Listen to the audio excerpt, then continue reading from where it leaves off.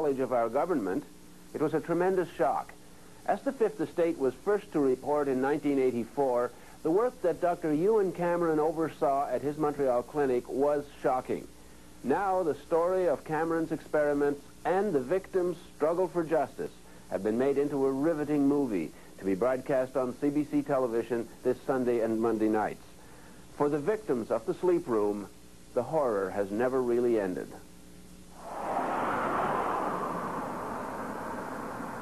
Even if you don't know the history of the Allen Memorial Institute in Montreal, it looks like a natural setting for a movie. A horror movie, maybe. But then, the truth about what happened to hundreds of psychiatric patients there a long time ago is a horror story. Okay, so we're en route, guys. A piece of Leon. And now, it has become a movie. A dramatized account of a bleak chapter in the history of Canadian psychiatry, produced by a former Fifth Estate documentary maker, Bernard Zuckerman. Literally could not make change for $1. The central character in the TV movie is a world-renowned psychiatrist at the Allen in the early 60s. His name was Dr. Ewan Cameron. Dr. Cameron.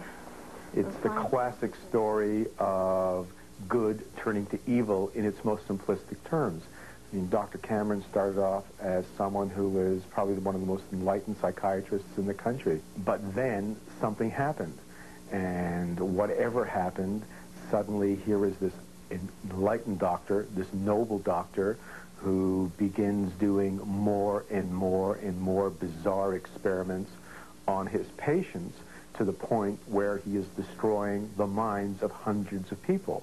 These are the days, and ours are the occasions. Inspired by the exuberant post-war optimism in technology, Cameron thought he'd achieved a major scientific breakthrough: how to repair a damaged human mind. The media rejoiced, even coined a phrase which would become a tragically silly oxymoron: beneficial brainwashing. Linda MacDonald was a young mother with 5 children under the age of 5 when she started feeling low. Her family doctor knew just the man to make her better. I was tired, I was depressed, my back was hurting. And so he said to the children's father, why don't you go to Montreal and visit this Dr. Ewan Cameron, this famous man who has all of these accolades, and have an assessment. So we went. My medical file even says that I took my guitar with me.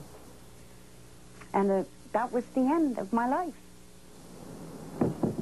Within 3 weeks, Dr. Cameron decided to call me an acute schizophrenic and ship me up to the sleep room.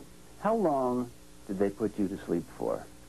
I was in a coma for 86 days. 86 days of unbroken sleep. Yeah. Total comatose state. The theory was simple: erase a disturbed mind and start all over again. One of Dr. Cameron's colleagues at the time was Dr. Peter Roper. The aim, I think, really was to wipe out the patterns of thought and behavior which were detrimental to the patient, which were sick, and replace them with healthy patterns of thought and behavior. I think this may have been stimulated by the effects of the American prisoners of war in Korea, how they seem to have been brainwashed. And action. The movie, called The Sleep Room, dramatizes one technique for brainwashing: extreme sessions of electroshock therapy, massive jolts of electricity 3 or 4 times a day for weeks. According to her hospital records, Linda MacDonald had 100 of these treatments. She entered hospital for treatment of what we can now guess was postpartum depression. Her records show the results of shock and radical drug therapy. May 15th shows some confusion. June 3rd knows her name, but that's about all. June 11th doesn't know her name. I had to be toilet trained. I was a vegetable. I had no identity, I had no memory, I'd never existed in the world before. Like a baby. Just like a baby that has to be toilet trained. She eventually went home, her depression gone, and her entire previous life gone with it. And this is one of the twins. That was in '62 before I went to the Allen. And this is the same one, I think. I just look at the pictures and I know who that is, who they are, but I don't remember them as my children at all. I mean, I know that they came from my body, but there's no, that's all. I don't know, and that's because I was told that. So these are my children. Robert Logie was little more than a child himself when he was referred to Dr. Cameron.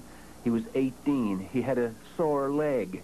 His doctor thought it was all in his head and sent him to the Allen. Like Linda MacDonald, he went through a nightmare of shock therapy and drugs, including LSD. Well, I was given LSD about every second day and injected. And sometimes it was mixed with sodium amytal and other drugs. 88 part 1 on 1, take 2. Most of the drugs were experimental, but